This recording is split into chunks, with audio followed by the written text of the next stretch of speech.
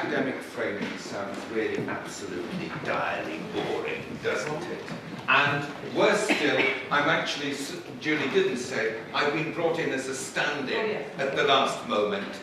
It was to be Professor Johal from Queen Mary, who knows more about these things than I do, but he has to go to a family funeral today. So what I wanted to do is, I think Julie has very well set up the idea that what we want to do is to upscale, to mainstream, and all the rest of that. But what I want to say is that small-scale experiments can be visionary, and that the small-scale stuff that Enfield is doing, which is the connection with Alan, is actually kind of visionary. And we shouldn't be apologetic about what we've done and what we're doing so far. Because, of course, if we look at procurement, local food, all the rest of that, the scale of our present experiments won't change the world.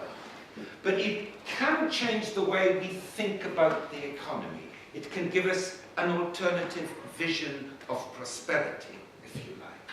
And I want to run through the ways in which local experiments, small experiments, can be actually visionary. They can be visionary if they define our problem, which is distribution, not growth. Visionary if they allow us to focus on what's left, which in the CRESC Research Centre we call the foundational economy. And they can be visionary, I think, if they add challenges to private and public business. Let me take you through that step by step. First of all, I think local experiments can be visionary if they recognize the problem is distribution, not growth. Last night we had Carney on the box telling us the recovery had taken hold because GVA and output was going up. Well, it's also very clear that regions, localities, and groups are falling behind. And much of the trumpeted growth, whether you're green or not green, the question isn't really whether growth is a good or a bad thing. The growth is not reaching places like Blackpool or East Manchester. Or if it is, it's reaching them in the form of completely rubbish jobs. And there's a background, I think, of 30 years of relative decline. That the gap between Wales and the northeast and London in terms of output per head has opened up so that it is larger between Wales and London than between Sicily and North Italy. And all of this is part of a long-standing problem which has got worse since 2007. And here are a couple of slides which Carney wouldn't give you. This covers the 2007 to 2011, the share of output growth. As you can see, London from 1997 to 2006 takes 22.6%. From 2007 to 11, it takes 32%. Let me, as you can see from the accent that I'm Welsh, point out that Wales gets 3% or less. You know, however much growth you get in the British economy, the Welsh get bugger all. And I think there's another aspect of this, which is not simply regional, but which is to do with income groups. And this is again 1997 to 2006 and 2007 to 2011. We've, in CRESC, divided the households by income group. Quintile 5 is the top 20% of households. And as you can see, the top 20% of households get roughly 40% of any increase in income after benefits and taxes. It's quite stunningly uneven, the distribution of income and output in this country. Local experiments are really mainly about the regions, the localities, the groups that are falling behind. I think there's a second way. So the first vision is, what do we do about the falling behind groups and areas? The second thing I think is visionary is we need to engage what we call the foundational economy, what's left in the disadvantaged places. Because in some ways, this is a country which can't get over what we've lost. And I suppose here we are in East Manchester, and all around us is the infrastructure of Britain's world manufacturing leadership. The derelict mills all around us. And what we have is a complete disaster. In 1970, manufacturing employed 7 million in the UK. It's now down towards 2 million and still falling. 11% of GDP, and the result is failed companies, broken supply chains, and disemployed working class men. It's been a complete disaster. And in some ways, it seems to me, the response of the policy elites has been dream of coming back. You know, this is the town that's discovered graphene, and somehow or other, this is going to turn into competitive international success and deliver us all from the post-industrial misery of East Manchester. And so, you know, the ministries in London have a policy for favoured sectors, high-value manufacturing, life sciences, big data. And there's regional policy still kind of half existing, with the idea that we should compete for inward corporate investment. And, you know, if you think of the disadvantaged regions and groups, this doesn't make any sense at all. The numbers employed in all the favoured sectors are tiny. Pharmaceuticals, for example, which always figures on all their lists, employs less than 50,000 in the UK. And the favoured sectors are regionally concentrated in the M11 corridor and the Thames Valley. You know, industrial policy is not a regional policy for the North West. So I think that really what the experiments need to do is stop dreaming of manufacturing world leadership, which is not going to come back, and engage with the mundane economy, which is what we're talking about today: local food, procurement, paper clips. And we're talking about the whole business of everyday goods and services, sheltered and distributed according to population. The things that still survive everywhere, regardless of our failure in tradable goods. So everywhere, even in East Manchester, after deindustrialisation, you have privatised utilities, gas and water. You have transport infrastructure. You have supermarkets. You have retail banking. You have state-funded health and education. We have no industrial policy for these activities, and most of them are being mismanaged because they've been completely messed up by what we in CRESC call point value. That's to say, private or public business models which actually focus on least cost, most profit at one node in a chain. So the supermarket makes money by screwing the food processor and producer. The utility passes investment costs to the state. The local authority spreads low wages and dependence when it enforces lower prices for adult care. And what experiments can do is that they can engage this foundational economy, which the London policy elites actually are not interested at all, because they're heavily involved in least cost, most profit at one point in the chain. The experiment is about thinking differently. And then I think we need to add new challenges. I think a visionary experiment sees the problem is distribution.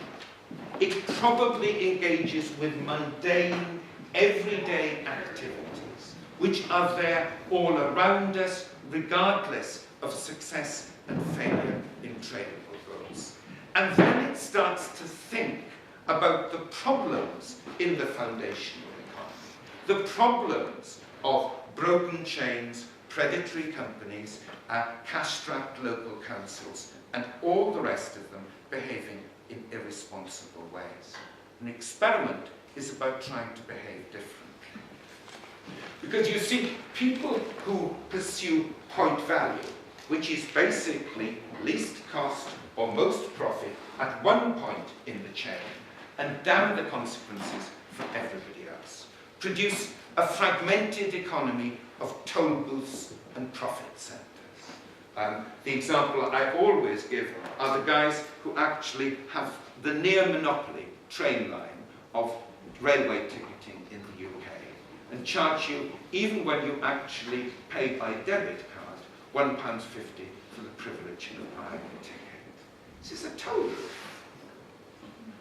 Ticketing used to be just part of the responsibility of the guy who's operating the railway. It's now become a profit centre.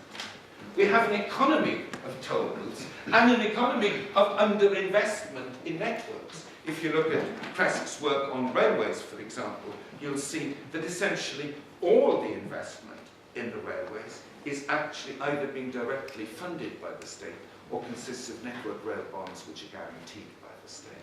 Private companies are just milking the operation of the system. And I think experiments, therefore, need to start to think differently against fragmentation. They need to think about community payback. If we're talking about foundational economy and we're talking about utilities and infrastructure, what have you done for us lately? What has British Gas done for East Manchester? What has Tesco done for Blackpool? You need to think about chain consequences, about how food processors and producers, for example, need to be protected from supermarket power. You need to think about non-profit, because a lot of the irresponsibility in banking, supermarkets or train operating comes out of people's insistence on meeting shareholder value contracts. You've also got to think about state contracting out as being a less than wonderful thing, and in the long term, you'd also need to think about new state revenue sources.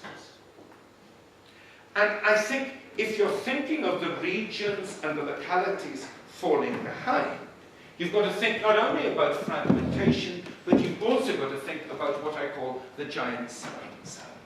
If you think of the utilities and the supermarkets in a region like South Wales, they're taking about £100 per household out. And what they're putting back is not at all clear. The model of the supermarket is to truck the groceries in and to van the money out. What are they doing? And I think you need to build regional financial circuits for useful things and low and steady returns. Regional infrastructure in social housing, you need to start to think about how you mobilize pension funds. You need to think about a world of 5%. The average local authority pension fund earns no more than 5% in recent years. Wouldn't it be better to invest it locally in social housing rather than to send it to London to invest in coupons? Now, I think as soon as you start to think in this way about visionary experiments, I think it's very clear that most of us wouldn't be able to tick all the boxes. We may be visionary, but we're only a bit visionary. Do you understand? We see the problem is distribution, and we may be working in the foundational economy, but really, you can't tackle all of these problems in one experiment, not even in experiments as they exist at present. But that comes back to my opening point, that experiments are not simply about changing the world. They're about working on ourselves and about changing the way we and the communities think about the world. And the most fundamental point about local and regional experiments is that it's our money and our social franchise. The state franchises all foundational activities. If you think of train operating, it's an explicit franchise. If you think of supermarkets, it's the planning regulations. You can't build a supermarket against Tesco or Sainsbury, because the planning regulations basically say you are restricted in the siting of superstores. And so it's a state franchise, and of course it's our household spend and tax revenue which sustains all the foundational activities. If you think of infrastructure, utilities, supermarkets, health and education, these are sheltered activities. It's our money that goes into them. And it seems to me the problem that we've got is that Westminster and Whitehall simply isn't challenging the private and public sector business models which we need to use experiments to challenge. Westminster and Whitehall are promoting privatisation, outsourcing, public sector, Scroogeism and all the rest of it, and we've got very limited regional government in England because Blair really never figured out what English regional government could do economically. But, and I think this is the case, there is a lot of scope for small local development, for guerrilla economic renewal at the local level by councils and civil society groups. We're going to be talking a lot about that today, and amongst the councils, Enfield is a very interesting case. Alan, you have the floor.